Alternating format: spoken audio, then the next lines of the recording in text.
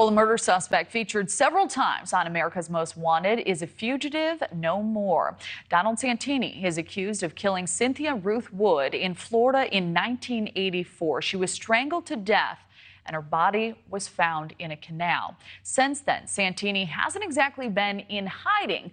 While he did move around and use aliases, he was also a community leader, president of a local water board, and a Rotary Club volunteer. After using more than a dozen aliases and different addresses, he was tracked down to a small town outside of San Diego. Joining us now, criminal defense attorney Janet Johnson. Janet, thank you for being here. So U.S. Marshals followed up on tips around the country, even all the way to Thailand. How was he able to walk free for so long here?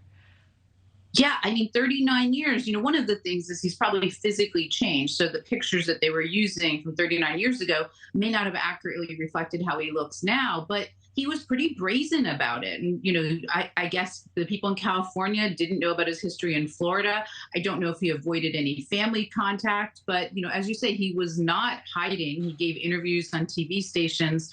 And every 10 years or so, America's Most Wanted would post this story. What they're not saying right now is how he actually did get caught. There was a fugitive group in Florida and the Caribbean, authorities that turned this information over. Who told them? I'm not sure if we're ever going to find that out. Yeah, certainly. And Janet, I also wanted to get your reaction to the not guilty verdict and this one against the Parkland School resource officer. So Scott Peterson was charged with neglecting his duties for not confronting the shooter.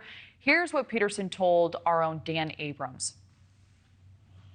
Looking back on it, would you do things differently than you did?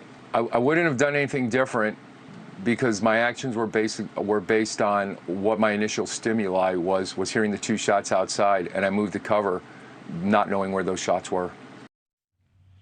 So do you believe the jury got this one right?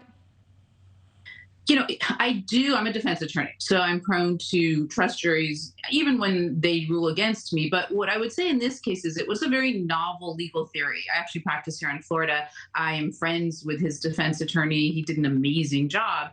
But the novel theory was that he was a caregiver as the school resource officer, which may or may not have precedent in law. And then even if the jury found he was a caregiver, they then had to find that he failed to take reasonable measures to ensure the safety of the children. Now, obviously, the children, people were shot, so we know something went wrong, but he didn't have a bulletproof vest. He didn't have a radio that was functioning. And there was some contradictory evidence as to where the sounds were coming from in terms of the gunshot. So even if the jury said, look, we don't think he did a good job, but do we think beyond a reasonable doubt that he was a caregiver and then he didn't take reasonable measures to ensure the safety of the children? Apparently, they said, no, we don't believe that. All right. And as you know, Janet, this is the first trial in U.S. history of a law enforcement officer for conduct during a school campus shooting. So do you think cases like this will continue to be rare, or does this case open the door for heightened scrutiny regarding how officers react in crisis? Right. I mean, the first reaction was what's going to happen in Uvalde, where we have a very similar situation. I do think it's going to depend on the facts. And in this case, the defense did have witnesses that said, as law enforcement ourselves, we believe the shots are coming from another building. So if there's some contradictory evidence where, you say, look, there was so much going on. He used the word stimuli. That sounds like a lawyer word.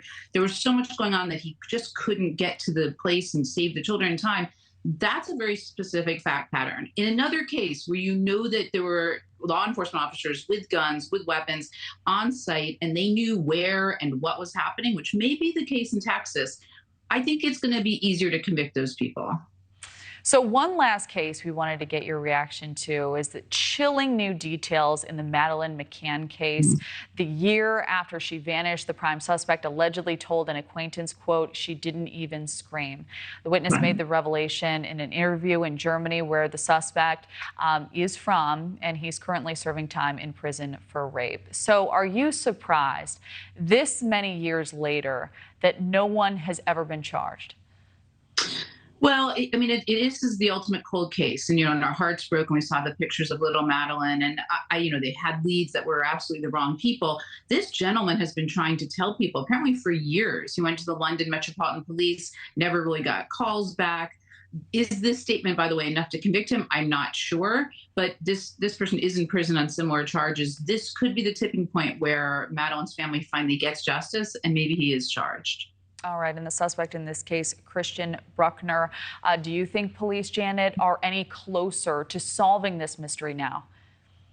If they use that statement when they interview him and say, look, how did you know she didn't scream? If they are able to get access to him and interview him, and that may lead to a confession, that may be what opens the door. But that statement in and of itself, if you were interviewed and as a defense attorney, my client would likely say, well, I'm assuming she didn't scream. I'm assuming that's how they didn't catch the person who did it. So it's not a confession, but it could lead to a confession. And I think it's one step closer than we've been before.